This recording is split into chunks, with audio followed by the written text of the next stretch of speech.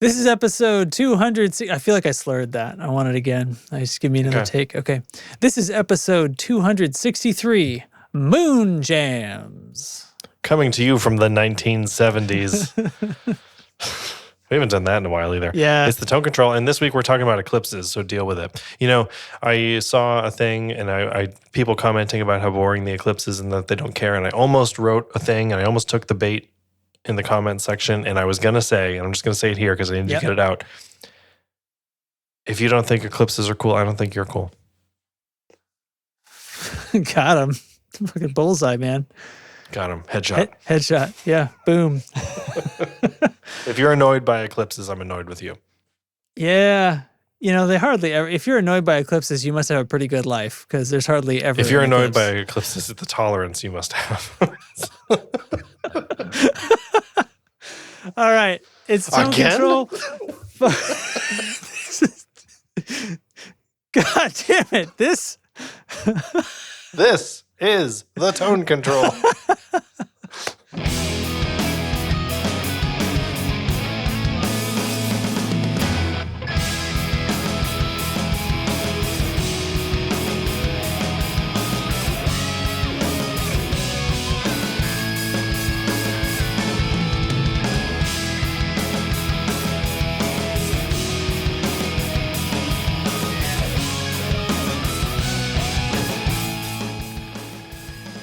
Well. Whatcha? If it isn't Derek. If it isn't the tone control, I have a question for you. Yeah. I was just thinking during our intro music there. Yeah. That's the moment where we think about what we're going to talk about during the show. Yes, that's what I is. do. Yeah. Okay. When you hear that song, which was a song by your old band, people ask us this sometimes, where did the intro music come from? So I'm just going to put it on the record again that it's an old band of Justin's named The Speed of Film. And it's a song from those days. So when you hear that now, do you think of that band or do you think of the podcast? Definitely the podcast. I mean, we've been doing this for 10 years. I know. I was not in that band that long. I know. Yeah. So, and it was okay. Much more than, it was also ended much more, significantly more than 10 years ago. And it ended well before we started the podcast too. Yeah. Yeah. So Huh. Okay, that's all. It was. I think that's why it became that's why it was accessible as the theme music, right? Is because it was like, well, no band is like using this right now, kind of thing. Right. I mean, it kind of belongs to me in a way, and it's not. It's not right. I mean, if it was an active band, then it would have been weird. I think. I think so too. But yeah, that was part of the reason we were like, well, what about this? Like, what about this whole album's worth of music? Yeah. that is just sitting there now. I've pondered occasionally if we should change it. Like at this point, we would probably just create something new, right? Which we didn't at the time. Change the theme music. We should change the theme music. And I don't know, this has crossed my mind now and then as the time... Derek's so mad about that suggestion. Wham! I don't know. I don't know if that's anything. It's literally, I've just thought of it and I wasn't, and you asked about it. So it's, you know what I mean? Because I think nowadays, if we had it to do over again, wouldn't we create something? We would. And probably. I remember kind of working on something at the time, but for launch, like trying to come up with like ideas, but we also didn't know what the show was going to be like. Right. So we didn't know if we were going to do it for 6 months and then quit or something. Yeah.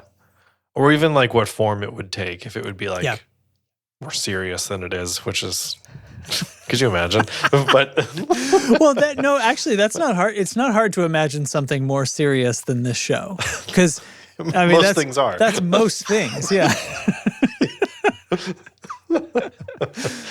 Yeah, I mean, at some point I thought like, oh, we should rebrand and like do new logo, new color, like just a whole thing. And I was like, but I don't know, like, why? Right? Like, why do that? Why bother? I don't know. That sounds like work. It does. And it was sort of like, I don't know, like what we have now is, I thought of this like a long time ago at this point, which, maybe then was the time to rebrand. But now it feels like we are an established, we have a look, we have a feel, like you can't change it now. That's not true. We could, but I don't know. Yeah. I've I don't feel an itch about that, about the rebrand. I don't feel an itch about the theme either. It was, it actually, I was thinking about it because I do another, we do another podcast. We don't, but that's phrased wrong. That sounds like we both do yet another podcast together. Yes. That's not the case. Although we could. We cheat on each other. We could do another one together. It'll be on the off week for this one. Oh my God, yeah. Now we're just podcasting weekly, and one's about who knows what, right? The new one would slowly start to gain guitar stuff, and this one would just turn into taper off, right? They just the other podcast that I do, I did create the theme. Well, and you helped. You played on that theme song as well. I created some music, and you played the guitar on it. And that's also been just going, and we've never changed it. And not that there's anything wrong with it again, but I do like, it's again, like I probably would do it differently if I had it to do over, but at the same time, that sounds like work. I don't know. These things bounce around my head. Same thing for my Super Secret Dad Club podcast. Yeah. I made the intro music. And so now I guess I can add podcast intro music composer to my resume. Exactly, yeah. But I don't know. Anyway, how was your Eclipse? This will probably turn into nothing. The Eclipse that's it. That's the whole, it was so short. Mm-hmm. I have such strange feelings about my memories. It was just yesterday. That the eclipse happened. And my house is at like 99.5% totality or something. Mm-hmm. But for anyone who still is in the dark about this, so to speak, the 99% of eclipse is 150% different than 100% eclipse. It's still not 100%. We're at 94% where we are, and I was like, oh, yeah. Is that's cool. Like I'm happy that I'm in that path. That's cool. And all the talking and research, and not research, but like looking into eclipse details and how to visit one and stuff. I was like, 94 is not good enough. Right. It's just not. Yeah. It's and now, because I've seen some eclipses before, right, that were in the 70s, 80s%. There was one several years ago. The 1970s. Please continue. One that was in when my kid was like 2 or something. There was one, and at our house, we're just going to the backyard, it was like over 75%, which is cool because the shadows look weird and it's eerie, and it's like, oh wow, you can like take your sunglasses off. Yeah. It looks like on a cheap TV show when they wanted this outside scene to look dimmer, but they were running out of, you know what I mean? They had to shoot on the wrong day, kind of thing. It looks like that, which is eerie because it looks like a cheap special effect. But there's a term for that effect. It's like a desaturation of color that happens. Right. I forget the name of it, but and I think that's a side effect from the rods versus cones in your eye, right? It's a side effect of our own eyes, but that effect, like now that I have I've seen the real thing, and I mean I knew what to expect and everything, but like I've seen the real thing, and like if you don't get to that point, it's so funny, like the tiniest little diamond flash of sun out of the edge of that moon, and you still have to have your glasses on. Like it is the brightest thing you've ever seen. It's still staring at the sun. My parents were at like a 93%, and my dad was like, look, there's like 7% of sun left, and it's still perfectly bright outside.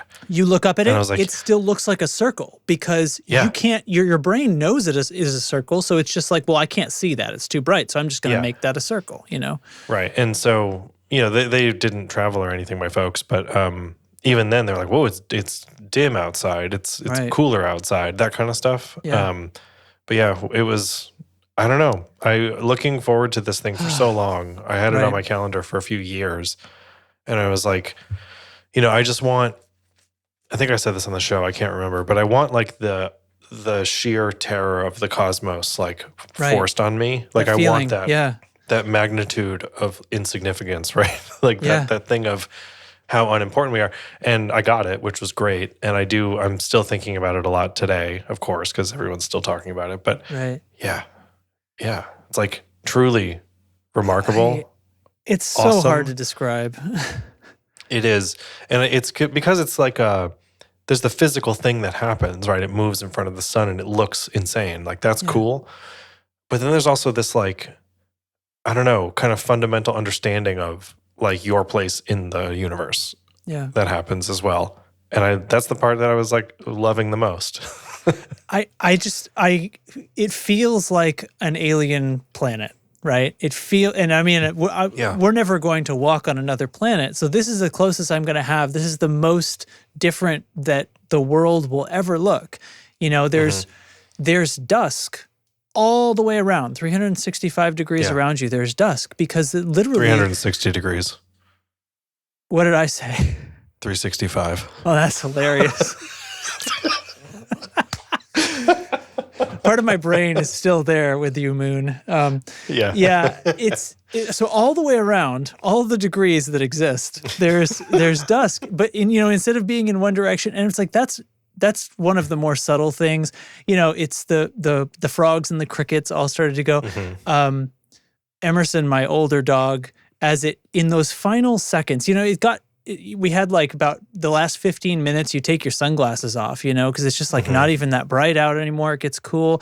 But in those final seconds before, I happened to look over at him and he just laid down and shut his eyes. Yeah. End of the day. And then we go through the whole thing. I likewise, I turned around to look for him when it came back out, threw my glasses on, saw the little thing flick back around and it was like, just kind of marveling in the whole thing still. And I looked at him and he kind of stood up and he looked at all of us and sort of shook. He was like, "Good morning." We're up. Yeah. And it's like, that was a quick one. Right. People say, look for animals and see what they do. But like, that's what they do. They're not necessarily wigged out. They don't think it's weird. I mean, the sun disappears every day. You know what I mean? And they don't have watches. Yes. So that's why daylight saving changes and mess up pets and stuff. So because they just know. But it was great. We went up into Vermont. We were like 150 miles from here. So it was like a whole day, big deal trip. The ride home was bad. Because you guys, it was sort of someplace you had to get by highway kind of thing. Absolutely, yeah. And also very remote, so there's no service up there, which means there's no GPS stuff. There's no reporting of traffic, even if you do have GPS. So it was like, I have the directions, but I don't know if there's a better route. And if I turn it off to find a better route, it's gonna not be able to find my way home, which happened once. And I was like, oh, now I'm lost. Now we're doing maps. Now, I don't have a map in my car because it's 2024. So, Justin, you idiot. But I was like, well, I'll just follow this horde of cars until I get to the interstate. Because, once we land on one of those, I know how to get home. But it was like, I don't know where I am. So it was great that we've found a small state park in between Montpelier and St. Johnsbury. Yep. And it was just like this perfect spot. It's still pretty snowy up there. And there was a lake with, it was great. Yeah, it was snowy, but it was still 60 degrees. So it's like mud everywhere still too. But there's a lake and it was, partially frozen over still. Mm-hmm. So it allowed us to see the shadow bands on the ice surface really, really well. It was awesome. And it's like you're torn between like, do I look at these bizarre formations of shadows and light on the ground, or do I look at the cosmos? Right. There's so much to see, and my favorite thing is time. Like when people are like, the stars came out. Oh my God! Well, now you know how stars work, right? Like the stars came out. Spoiler alert: they're always there. Yeah. I think where we were, so similarly, we drove a bit. We were right on the edge of it, but we drove a couple of hours. Mostly because we were just trying to be absolutely sure that cloud forming wasn't going to block us, right? Because I could have driven, in fact, a half an hour away was full totality. But we drove a couple of hours, and we chose to go a little west because it looked like maybe the cloud fork. Mario was all on top of this, like comparing 3 different like NORAD and other things. And she was really going for it because, we could have gone a little north or a little east and all these different directions to land in the right zone. But we wanted, anyway. So we went a little west into Indiana and found a fantastic spot, a little park on a reservoir So not too crowded. I mean, people sort of filled in, but the whole trip was back roads. There really was only a little bit of touching on a couple of highways if you wanted to get there. So we figured that was a good idea. Yeah. Like, I'm in New England, so like in these upper regions of these upper states, there's only one highway that gets there, kind of thing. Yeah. And especially once we crossed into New Hampshire and came down, you know, we're like, it's doing that thing where it gets you off the highway for a few exits and then you get back on again to skip an accident or something like that. But I'm like, you know, the one blinking traffic light in this tiny little town that doesn't even have like a school or a mayor or anything, is so small. The mayor's a dog, Right, was never meant for this amount of traffic, and it shows. Yeah. Right? Like right now you can see. So it was a lot of that kind of getting in the way but the trip there was totally fine. Was 2 hours, no problem. Because I think most of the travelers went ahead of time. Cause everybody knows this was going to be traffic, right? So most people went ahead of time, but there's no getting around it that you're going to have traffic on the way back. We did pretty good in that regard, like I said, because it was mostly back roads. But there were some of these towns, and they were a little crowded. And it was funny to look. We did have cell service. We looked at the map and Marielle just zoomed out, and you could see like that map of the eclipse striping across the country. That was traced by red lines on the traffic map, because wherever that was turned into red lines after it was done, because then everybody got in their cars. It was kind of fun. I saw a similar one that was Airbnb rentals, and it was just the path of totality. I'll even say today, out and about in the world today, traffic was heavier than usual. I think a lot of people stayed into today and left. Yeah, might have. So, I hadn't thought of that. But yeah, it was fabulous. I think if you get the chance to see an eclipse, whether total or annular or something like that, just do it. Like you have nothing to lose, and I think I don't know. Honestly, I think one of the best parts of our experience was that nobody had cell phone service. Believe it or not. So like, everyone was just there, like present. Not looking up facts and figures and not looking up. They had like sheets, and it was just all like felt more real, I guess. Like they've got the timetables printed out, right? There's somebody from the Parks Department, the Vermont Parks Department there, like taking notes in a notebook with times and stuff. And I was like, oh, this rules. And like it filled in. It was pretty busy by the time we left, but not like overwhelming. Kids could still run around and play. There was lots of dogs and stuff. Jack had the freaking time of his life. Yeah, we were on this little meadow. We were 30 feet spaced probably between all these different groups of people in their picnic blankets. It's pretty great in that regard. There was one kid during the middle of it. You know, I was looking around. I saw the thing. I laid down for a minute or two. Sort of like cuddled my kid, you know, for a bit and just kind of looked. And I sat up and I looked all around at the horizon, which was really pretty cool. You know, you'd see this circular shadow on top of you, you know. And there was a kid who might be 8 or 10, something like that, who had pulled his shirt off and was just spinning, arms out, just spinning, running in circles. And I was like, he's been waiting for the eclipse to have his ritual. the outbursts of I was looking up, you know, but that moment when it happens, it goes and you pull the glasses off your face and everyone just kind of yells or gasps. It's just this murmuring of like non-words and we had like this strange. There was like in the seconds before it, there's this hush, right, that comes over and like. It was a pretty breezy day. Everyone's murmuring, and then it's like 1%, and it's like, oh my God, there's almost none of it left. And then that flash right at the end, and it just, you know, oh my God. And you could hear people like, some people were like, kind of like yelping. I don't even know what to say, like screaming and kind of like, not in fear, but in like sheer awe. It's like just an energy. It's like, exactly. I heard these just outbursts. I'm not sure what sound I made. I probably made some sound. I don't know. Yeah, I wasn't paying attention. So Jack was like totally not on with having the glasses on, so we were just not really focusing on that experience for him. But he was like playing with the water and throwing rocks in the water and stuff and saying hi to all the dogs, and he was awesome all day. Yeah. But then like during totality, I picked him up and I was like, you know, look, and pointed up, and he saw it and like locked in with it, like immediately, and was like, "Study this." Oh, yeah. He was like really hooked on it, and then it came. You know, totality ended and it flared and came through, and I was like, okay, like, you're right. Cover his eyes, and he's like, no, let me see. I'm not done with it. Yeah, it was too short. Short. Yeah. So and the woman from the parks department said like, well, you could drive 45 minutes this way, or whatever it was, 50 miles that way, to get probably another 30 seconds of totality. I'm like, no, I'm not doing that. Like another 30 seconds.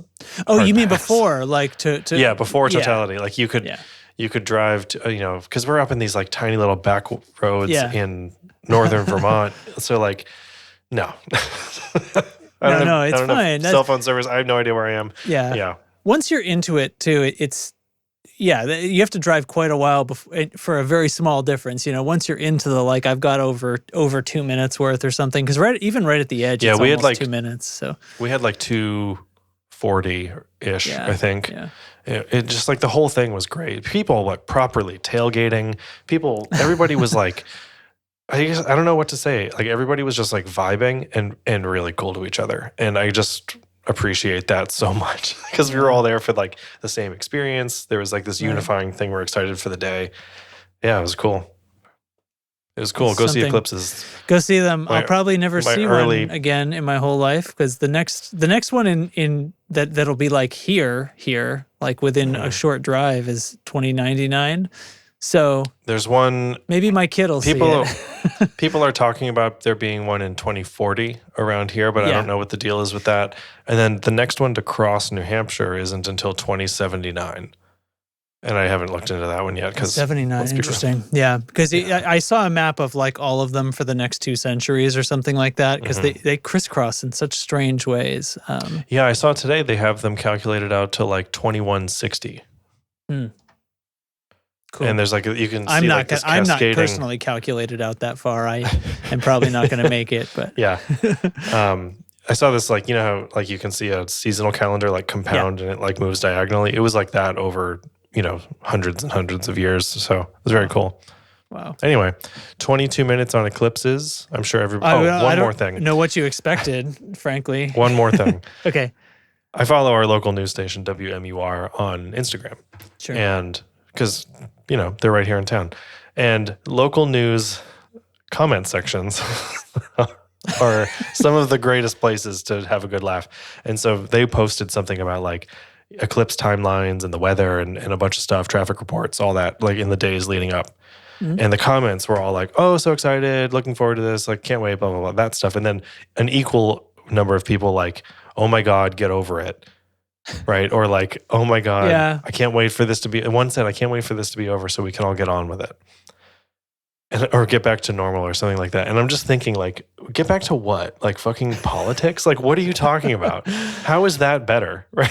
How is anything better than this? There aren't many things that are not man-made, that are not natural disasters, that unify a people, right? Right. So it's not sports, it's not politics, it's not anything like that. There are so many pictures of it. Like, so I didn't take any pictures. I'm not a photographer. I just have my phone, which is like, phones are pretty good these days, but I'm not a photographer and I wasn't going to worry about that. I was just going to see it. Yeah. I took one picture during totality. My brother has a better camera. He actually got a selfie of all of us with like a wide angle with it behind us. Wicked. So I haven't seen it yet. I'm sure it looks teeny tiny in the background, but it was sort of an interesting thing to shoot. But everybody's seen a picture of a total eclipse, right? We know what it looks like without having to see one in real life. It's not that. And that's what people think. It's like, well, sure. It's like seeing a picture of a bald. You know what? I saw a bald eagle right afterwards as this came up. It's like seeing a picture of a bald eagle. There's tons of pictures of them. I did not see it, but there was one in our neighborhood today. Oh, no kidding. Maybe it was the same one. Probably took him that long to get there. No, flew overhead like just after the eclipse, and we're all like marveling. And then I looked up and it's like, that's a fucking bald eagle. But like, you know what I mean? Like the general public. So somebody who's not interested in astronomy and is one of these people, like, let's get over it, right? They've seen a picture of what a total eclipse looks like. And they've seen the corona and the flare and everything. And they're like, okay, great. Like whatever. But it's not, you can't possibly know that because cameras don't see like your eyes. Like you can't be in that space and see the unfathomable brightness of 3% of our sun that you still can't look at it, and then have that 3% disappear and realize, like, I could see, I don't know if you could probably see stars where you were. We had a little bit of haze. I could see Jupiter still. That was about the only star that was bright enough to come through. Yeah. But like in the middle of the day, it's 3 in the afternoon. It's almost 4 in the afternoon, and there was it was visible star. You know, it's not anything like anything you can ever experience. And I don't know. So I'm sorry to you people who wanted everyone to get over it. I guess. Well, it's like I've seen a picture of mountains. Right. It's not the same to be at the foot of one. I've seen a picture of the Grand Canyon, and I haven't seen it in person, but I trust that it is something that I can't understand the magnitude of until I'm there in person. And the same is true for me with eclipses, because for me it's also a lot of like the scale, right? That this is so enormous that it happens on the planet I'm standing on. Like instead of just like, you know, I think we all take the planet for granted, safe to say, right? Like you don't really like think about it in your day to day that we're on a planet in space and stuff. And it just sort of brings all of that forward. It's like, wow, look that's a celestial body doing its thing, and it's inevitable, right? It's not, you can't appeal it to anybody. Like it's so good. There's no point to me making those overtures, right? Like you just can't possibly understand because you can't, and I can't describe it. It's not, it's you know, it's overwhelming emotional thing. It's this strange, I'll probably never see it again. I don't know if there's one, there are others coming. Maybe I'll be in a place where I can travel when those come around, but I don't think there's another one here. So I think in 2026, there's one going to be one in Iceland. Oh, that would be fun. So that would be fucking real. Although Iceland because it's only like a 5-hour flight from Boston. So. High risk of clouds. But then you're also in Iceland, so who cares? Yeah, that's true. That would be fun. Yeah. I wish we had spent more time in Iceland. I only spent like 30 hours there. It's a terrible decision. Were like 3 days. But anyway, I have a guitar thing we can Okay. All right. In that case, into this Eclipse episode. Shove this in here. Jackson Prism.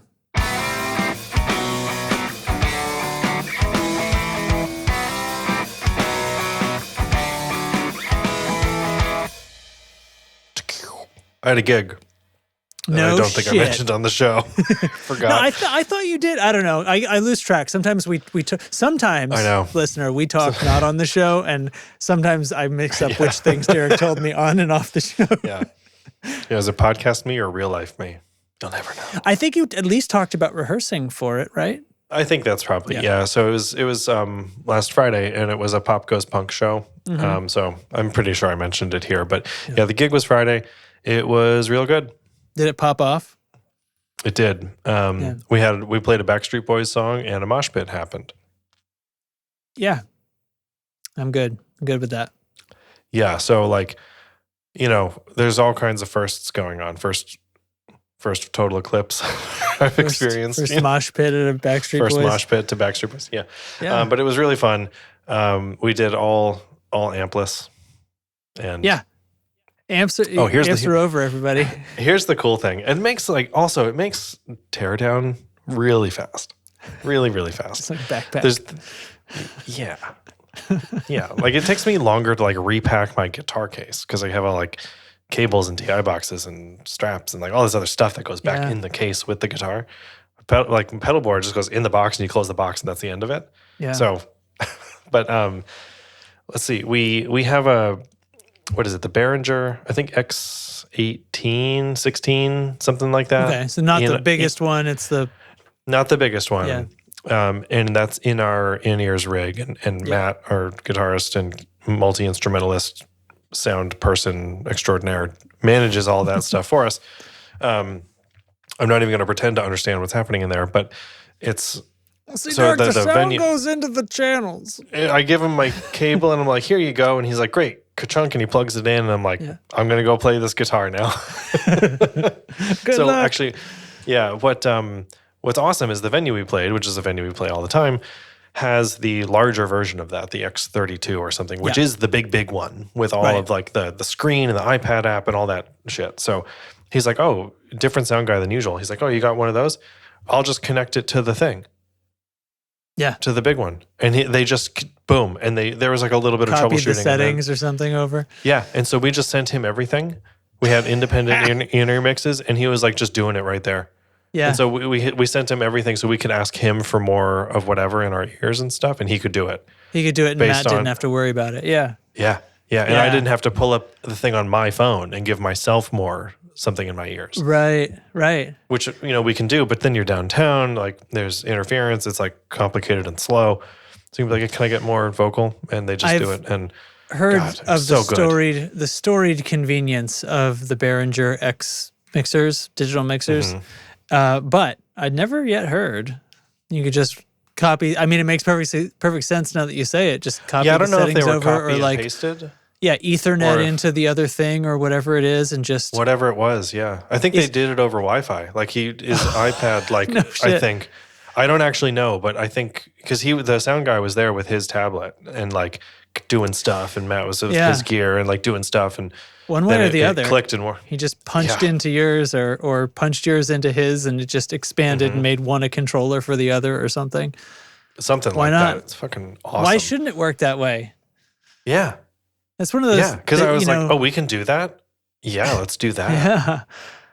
It's a bit of tech that becomes, it's like painful that it wasn't there before. It's so clear. Yeah, and like when creating a product line like this X series of mixers and stuff, that's one of those things that you would almost expect to have to say, it would be a great feature is if more of these could connect to each other. Like that seems like something that wouldn't happen, but you'd be like, oh, that would make this the best thing. Right. And it does. And it just happens. Cool. It just happens. But the gig was good. We made some money. And that's exciting for me because most of my guitar playing life I have not made personal profit from. Right. So like that's cool. Because cover bands don't really have merch. So there's not a lot of overhead for us to like worry about cash-wise. That's an interesting thing because then that ends up being like the source of income when you're an original band, right? It's like you can't really make money on the music, so you got to make it up in these other little like side hustles. It's very strange, and it's not a ton of money. Like I made $60 or something like that, but hey, I made $60 for doing something I like to do. That makes you a professional musician. It does, and I mean, it's the band got paid, and then there's 5 of us, so divvy it up. But it's still really fun and really cool, and I did all that shit and not getting paid, so it's just a perk. So like I can go buy mosh to the Backstreet Boys for free. So yeah, I saw it happening, and I was like, "We're in the black." What are we doing? Oh, I'm sorry. Can you say that again? That phrase? Now we're in the black. You hear that, Eric?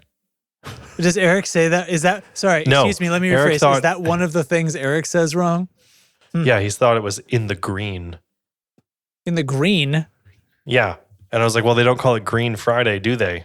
You dumb shit. And then he said maybe not in Connecticut or whatever. So I'm just trolling Eric publicly. Jokes on him. Derek lives in Manchester. Boom. Which there is one in Connecticut, but I'm not there. A Manchester? In Connecticut? Yeah, there's a Manchester in like every New England state. What are you talking about? That's true. So anyway, yeah, the gig was good. Only one other band. I've noticed this thing. So I talk about the cover music stuff with Eric a bunch because that's like his non-guitar lesson job is a gigging musician. Yeah. A lot of duo stuff in his case, so occasionally trio things, stuff like that. Long sets, like 3-hour sets, multiple set, first set, second set, that kind of thing. We don't have that with our thing. So like there are some things that we talk about as like cover musicians that translate, but then there are other things like, no, the thing that I'm working with still is very much in line with the independent music scene, like the original music scene. Like the vibe is the same, the crowd styles are the same. Like we're hosting a show, come see the show. We are not music at a venue where you're going to dinner. Or we're not music at a place where you're going to go spend night after work kind of thing. Like we're not the brewery band. We're playing the rock club in town, right? I still have to like You know what I mean? I have to learn the covers in the way that he does. Is that because, is that like by choice? Is that like because you don't seek out those gigs? Because... I don't actually know, really, because that's how it's been since I joined, which was only about a little over a year ago. So I don't know if they made a choice to say, like, no, we want to do like gigs. Like, well, we want to do like it's show what's night the word gigs for that?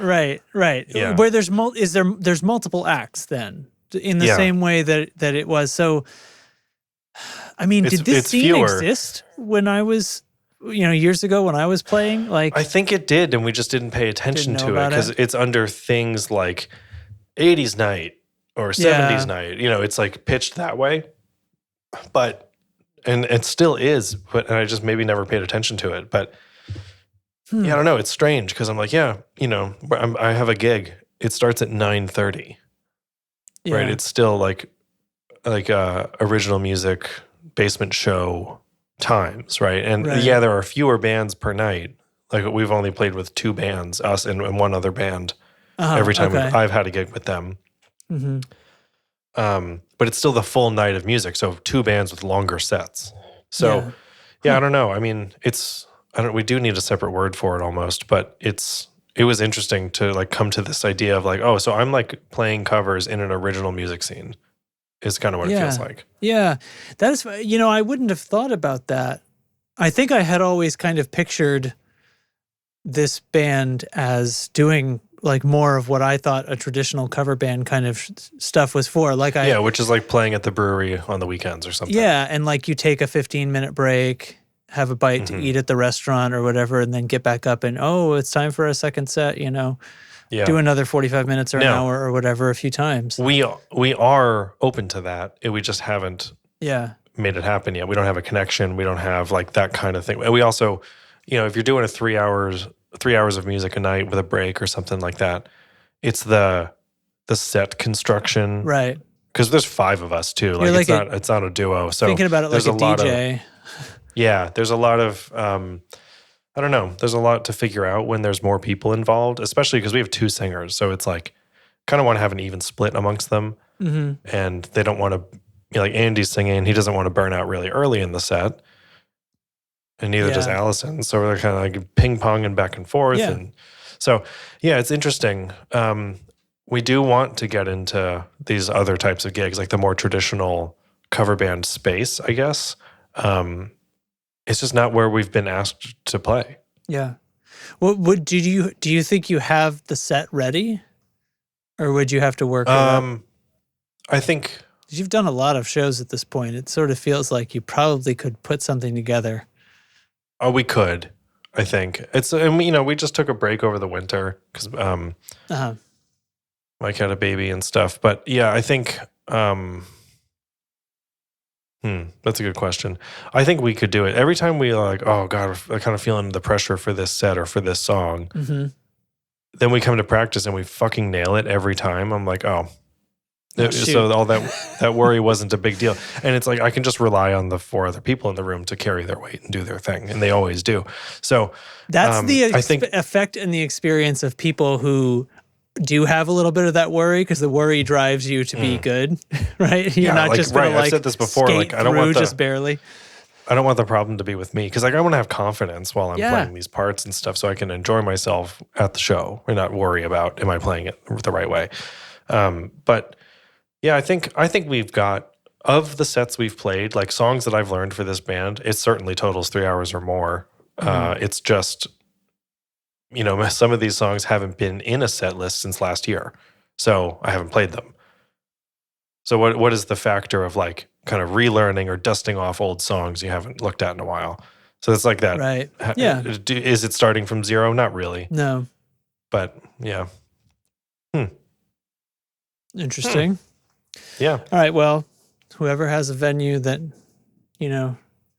needs a fun. I'll play a wedding. I don't give a shit. Needs a fun band. Somebody did message us about playing a wedding. They were looking for like an emo cover band at their wedding. But there you go. And we're like, they were going to do a destination wedding to Salem, Mass. And we're like, would you do this gig? And I was like, yeah, I would do this gig. Like, awesome. What else is there? Plus, it's a wedding, so you can gouge them on the money. Right. Yeah. It's culturally appropriate to do so. Right. And yeah. So anyway, I think that has since been tabled, but it comes up. Yeah. They're worried somebody's going to catch them because they're witches. Probably, I'm assuming they're witches. Witches. Why else? But that's the only guitar thing I've got, I guess. Yeah. I did another recording with the Luna system where I record everything dry and apply amps and at the moment, and it once again was invaluable. Should I is this a topic? Should I just sure. I just do this? I don't know. Is this a topic? I just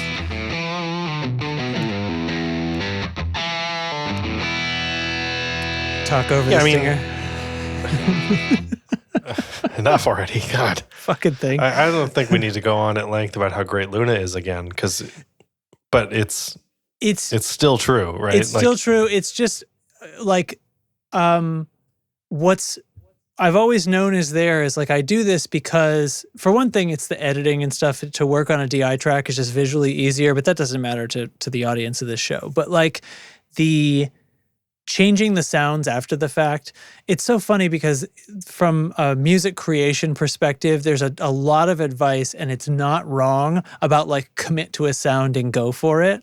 And now I'm like in this headspace where I'm like, I don't have to commit to a sound. But I think, I feel like I've earned it because I don't just like reach for it forever, but it is awfully nice to like have the rest of the mix there, like to build up the drum mix and get it good and loud and get the vocal in there, and it's hot and sizzly, and things are now at a listening level like I'm expecting them to be in the mix, and then to be able to grab the guitar amp and actually it doesn't need quite that much on the high knob, instead of having to do it with an EQ after the fact, because that's different. So I do kind of think that it's like a privilege thing. Maybe it should be likened more to, it's as though we did a whole demo process. Maybe we did pre-production demos of the whole thing, and now I know exactly what I want my guitar tone to be, and now we're recording it, kind of thing, except I don't have to do that. But it was invaluable because I get partway through. This track we did some layers. We did some of this like playing the single string root note kind of layers, extra guitar layers. And the band was a little unsure about, I think, what they wanted it to sound like. And when we got those layers in, it was like, oh yeah, cool. And I got kind of into the mix, and it really didn't sound like the band anymore. It was like, I think we've gone too far with this. And so it was like, oh, switch this back. Let's lower those. Let's bring these other things in. I want more gain on the other track. I want this other. And so it gave the freedom to kind of shift back to, and now we're landing on a spot that's closer to what I expected the band to sound like, because I was a little surprised by those requests during the session. But interesting. Yeah, but so all that happened. Yeah, I mean that's a perfectly clear like case study for this thing. So it's interesting to me that it's like the idea of pick a sound and go with it. Yeah. Because there are too many options. So you got to pick one and move forward. It's an argument to get you out of paralysis. Yeah, right. Which I think can apply to all sorts of things, like not just as a recording engineer, but also as the writing musician or the playing member of the band, or even stuff like day jobs, right? Like that's a handy bit of saying. But then technology comes along and is like, but that saying that we all do, you don't have to do it anymore. Like what? Yeah. Right? Like if something came along and was like, hey, righty tighty, lefty loosey, guess what? Now you can do lefty tighty. Like it's not that extreme, but what would you? I have a righty tighty, lefty loosey story. If you want a quick transition. Yeah. So last week, the bathroom by my daughter's bedroom, the lever broke in the toilet. Okay. Right, she goes to push it and it just snaps. Doesn't. Sorry. Okay. My nose is falling off. Okay, and she's like, Dad, you know, I'm like, oh, that's fine. There's a, you know, I lift the cover off and I flush it manually, right? You make it, yeah. Yeah, and then, but I went and got a new lever, whatever, and I'm putting it on, and I know, and probably a lot of people don't know, I know those levers, there's a nut on the back that, you know, you put it in place and there's a nut that holds it onto the toilet. Those are threaded backwards. Those and like lawnmower blades, there's a few things in the world that are intentionally threaded backwards because they'll come off through repetitive motion, right? And that's one of them. It is so fucking confusing to try to attach one of those because you're looking at it backwards too. So like it's double backwards. It's double backwards. But like I have turned enough screws in my life and bolts and nuts and things that like it's in my brain. Like if I reach for something, no matter if it's upside down or backwards, I know which way my hand's gonna go. To force my damn hand to go the wrong way to tighten it, I seriously like put it 3 turns on and then accidentally turned it back off again like 4 times. It was so frustrating. Anyway. Yeah, like you're like repositioned, now you're doing it backwards again. Yeah. There was something I had that was reverse threaded and I can't remember what it was now, but it was for that exact reason because through usage it would undo itself. Right. Yeah. Fuck. What was I talking about? Oh yeah. Music. Hey, should we just like get out of here? What do you think? I don't know. Are you gonna do a suggestion of the week? We're at 45. Sure. You know what? I can do a thing of I'll tell about the thing that we did the other thing that we did this past weekend because my brother and his partner came here to visit for the eclipse, even though I think New England ended up having better weather. But no, our weather was great. We did have some cloud coverage. Just we had some slight wispy haze. Yeah, wispy things, which is not a big deal. It was fine. But anyway, it was for a visit anyway. Yes, we can absolutely do that. Let's just play a quick thingy.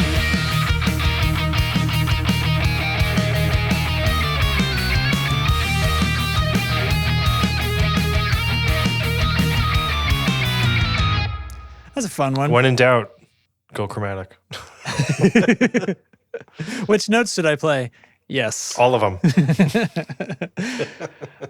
Yeah. And do you have something in mind? Do you want me to go? I have something. Yeah. Whatever you want to do.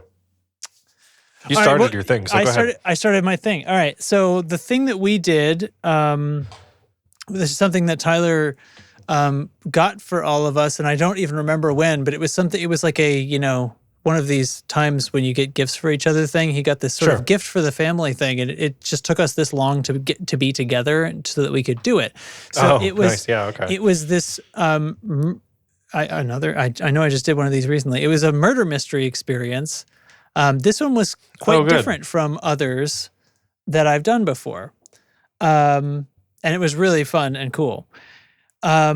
So the conceit of this one, and I don't know the exact details of it. I'm sure he'll tell me and I can put it in the show notes, send a link to the company or whatever. But it was, for one thing, it's cooperative. So there isn't any adversaries. And the other thing that I liked about it is the murdered and the suspects are not the players, right? So they're NPCs. Murders and okay. So you're so like the victim. I shouldn't say murdered. Detectives? The victim and we're detective. But like every other one of these I've done, it's usually been someone gets murdered. Someone is the victim, and then they take on a different role, or they become a ghost, or whatever it is. However they tie it in. Right. Yes, I know. What one of you is the bad guy. It turns out, and you have to play that part. Mm-hmm. And there's merit to that. I thought this was interesting because it wasn't like that. It was never any illusion. Like we are trying to find which of these NPCs did it, you know? Oh, I may know what you're talking about. I just saw like an ad or something for a thing that was like it's like date night idea, and it was this detective version of a murder mystery, something like that. And I was like, I saved it to send to Beth. I haven't looked into it since, but yeah, I think I know what you're talking about. That's awesome. It was really cool. It was a little bit D&D themed. Like you didn't have to play D&D in it, but there was like it was in that universe kind of thing. And there were 4 classes. And so you had to do this, you would have to have a minimum of 4 people. But if you have more, you just double up and there's more than one of each class. But the clues and things are, you print these things out and there's a bunch of QR codes and they say on them like, this is a fireplace, stick it somewhere where there would be a fireplace. This is a bar, stick it on a countertop. This is a shelf that has potions on it. Like in your physical space? In your house. So you decorate your whole house, and there's QR codes. So we're all going around with our phones and taking pictures of them, and it opens up a website which has some pictures and tells you some flavor text, is a story of you interviewing an NPC or something, and see what they say. Oh, very cool. Maybe it's not what I was thinking of, but I love this. Because there's 4 classes, like I was a fighter. And so for the most part, things looked mundane to me, whereas Marielle was a wizard, and she would scan the same thing, except for her, this potion's magical, I can detect it. Or that it's not just mundane writing, that's a spell, you know? So I see what you're saying about D&D, where it's like as the class you're playing, you don't even have the option to see everything because your character is unable to. My characters, and there were things that, somebody said, we're in a tavern, right? There's these barrels downstairs, and they had some runes on them, but they don't match the runes that you had. There was only 2. And I went downstairs and I scanned the barrels, and it was like, well, you easily turn the barrels with your giant fighter strength, and you can see the runes that the other people couldn't see. So they needed my help for that. There was another section where I could see something. That is very D&D. Yeah. But I couldn't reach it, and I got one of the smaller characters, and I hoisted them up so they could reach it for me. So then it was like, it showed a QR code on my phone, and it said I had to show that code to another player, and they had to scan it. And then it said, with the immense strength of the fighter, he easily hoisted you up, and you could reach the thing inside the mouth. Jesus, that's so good. And there was a bunch of nonsense and red herrings, and there was a few other things. And then sooner or later, the right person scanned something, and Marielle, like I said, that's a spell. And then, over here, there's a tapestry, and it just looks normal. But when she scanned it, it was like there's some place where you could like say a magic word to it or something, and she does the spell, and then it lit up and it changed, and then that gave us a key to something else, and you type in the 4-digit key code that you got from this other item, and then the story progressed. So it just sort of like, the it chunks slowly fell. dominoes as people discover what they're capable of. And like, that's very cool. I love that idea. Sometimes this person, you get different dialogue. So I talked to somebody and I learned this, but this other person talked to them and learned a different thing. And then we had to put our heads together. So then you have to And we solved it. We got it all right. And then you could go back, because these are just websites, so I could push the back button at the end and say, so what would happen if we picked the wrong one? And then we see what would happen, and just to confirm. And that was pretty cool. Send me the name of that. I will. As soon as we're done, I'll get the info so that it can be in the show notes too, because I know I don't have it in front of me right now. But yeah. Nice. I love that. Awesome. I just posted a link in the chat to my recommendation, my suggestion of the week, which is this fantastic puzzle that Beth got me. So this is from a company called Craig Hill. And can you bring that up on the browser? I'm trying to, and Discord is telling me all about its new polls feature. Oh, good. Yeah, excellent. Bloody great. Anyway, there we are. All right, so here's the thing. This was a Kickstarter, and Beth backed it and got this puzzle for me. So it's called a packing puzzle, and the goal is to put all the pieces back into the container, and they only fit in one orientation. Is kind of the typical deal with packing puzzles.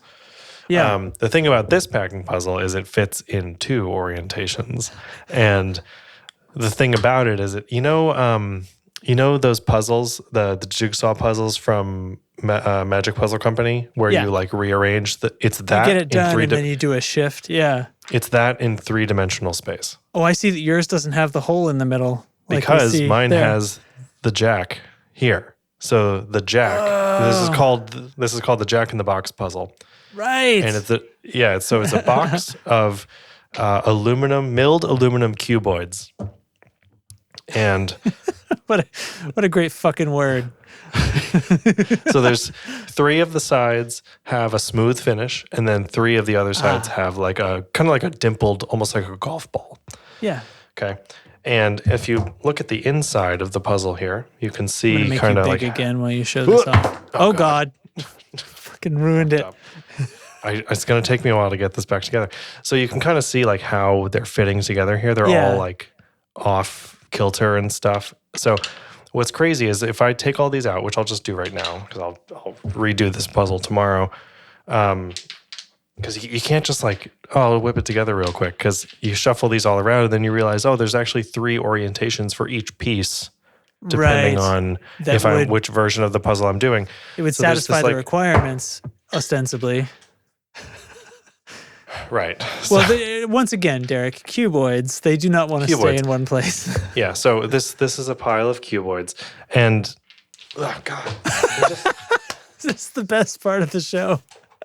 Damn it. So I'm just going to put these down. But my point did you hear that? We'll throw it back up on the screen for... So like here's an example, right? So this is like the orientation you might expect this piece to fit in the corner here. And you're like, good, I've got a good starting point. But then you realize, you can also do it this way. Yeah. And then you can also do it this way. And it's still smooth side out. Still square to the corner.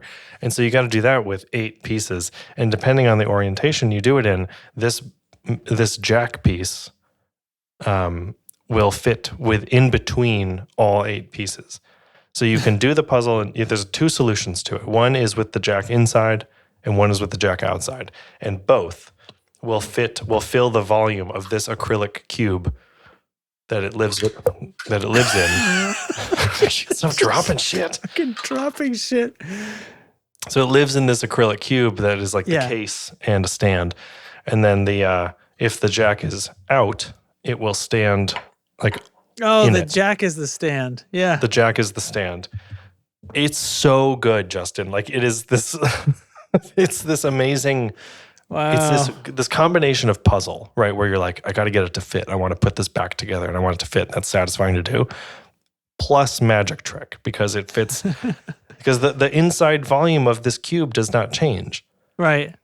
But the orientation of the shapes you're packing into the cube does, which yields a different usage of volume, right? So it's so good. It's so clever. And it's nice and it's really heavy. It's all aluminum. Are they the same? Like No. So if you line those up, you don't have 8 identical chunks. You've got No. Right, they vary. Okay, got it. They vary, yeah. And then even if they were the same, there's 6 sides. So there's like 6 orientation options. But then there's the other right. And then all the permutations of how that fits with the 7 other pieces, right? So there's like this kind of overwhelming amount of options to go through. But you can then orient it any which way in 3D space from your starting point, right? Like if I put this piece in, what is that? It's at the bottom left corner. What is left? Right? What is right? It doesn't matter. So anyway, Craig Hill. Look up Craig Hill on the website, and they have like all kinds of really nice, high quality mechanical puzzle type things. They're like I don't know. They're more like kind of cool desk artifacts that are also puzzles and games and clever brain teasers and stuff, but are also beautifully designed things to like use as decoration, as decor in your home. So I'm all about it. This thing rules. Jack in the Box puzzle. Fucking A. Yeah. Goddamn. Yeah, that's a podcast. Yeah, that's about the size of it. Now we just gotta gather the links in post. I guess there's only a couple of things we're linking to. Anyway, I can tell you what one of those things we're linking to is. It is the Discord and the Patreon and the newsletter. You like that segue? Now that Discord has the ability to do polls, are we going to start doing polls all the time, or is that going to fizzle out just like every other thing? We could do polls. Spotify offers us to do polls when the episode is published. And sometimes I do that and I'll ask a silly question, then not follow up on what the answers are. I put one of those in once. I don't believe it got any responses. Yeah, I don't know if people know that you can do that. Respond to polls via Spotify, but you can. So I don't know. Maybe I'll make the question, do you know that there's polls here in Spotify? Do you know that Spotify has polls? Yeah. Do you know that Discord has polls now? Where nonsense poll of the day. So no, I don't know. That doesn't sound like fun. In the show notes, you can find links to all relevant things discussed in this episode, as well as our Discord server, where we record the show every 2 weeks, and you can come in, listen in for free, live while we do it. And it's really fun. One other thing. I meant to include in this episode. Basically a full retraction of everything I said about travel guitars, because apparently it's all wrong. Yeah. We got chewed out about travel guitars. So tons of people chimed in and was like, I don't know, man, I love mine. And it was like, there was a waterfall of, I don't know, man, I love mine. And then hours later, my dad comes over to babysit our kid, and he brings his travel guitar that I wasn't sure he even still had. And he was like, how great is this thing? He walked in. Well, he walked in. He didn't say anything about it. And I was like, so that's your baby Taylor, is that a fucking travel guitar? Is that your baby Taylor? Do you use that a lot? And he's like, oh yeah, all the time. And my mom starts going on about how much better it is on planes, and whenever they travel, it's so much better than his full guitar. She's going at me about it, and she doesn't know that I talk. And I was like, I let him go on for a few minutes. And I was like, so on the episode we recorded yesterday, I basically badmouthed baby guitars, travel guitars for 30 minutes. Yeah. So anyway, full retraction. I'm sorry. Apparently that Taylor thing for $600, he finds immense value in it. He's quite happy with how it sounds and being able to carry around a smaller, lighter guitar, even though it's not pocket sized. I have a tiny guitar it's a 6-string ukulele is what it's actually doing. It's very small, very small. Yeah. It's ukulele sized. That's a whole different game. I do wish I had it with me yesterday at the Eclipse, because there was someone there.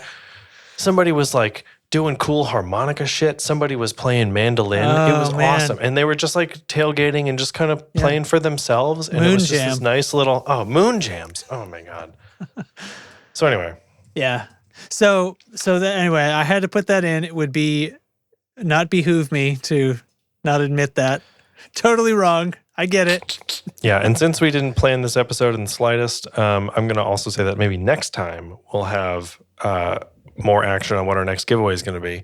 And you can find out about that first here in Discord, second on the newsletter. So get on that newsletter, and that's how we're going to be drawing names for winners and stuff like that. So do that.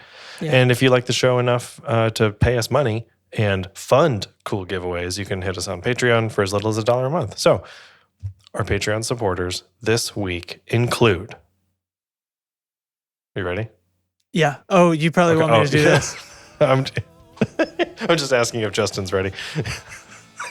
Rabbi Bob, Gabe Droll, Carson Ricketts, Matthew Fenslaw, Reisenwolf, Brian Gower of the Tone Jerks podcast, Andrew Walsh of Andrew's Alcove, Sean Wright of Lollygagger Effects, Doug Gann, and as a matter of course, Slayer. Slayer now. Thanks a lot, everybody. Sincerely. Thanks. See you next time. I will sincerely see you next time. Bye. See ya.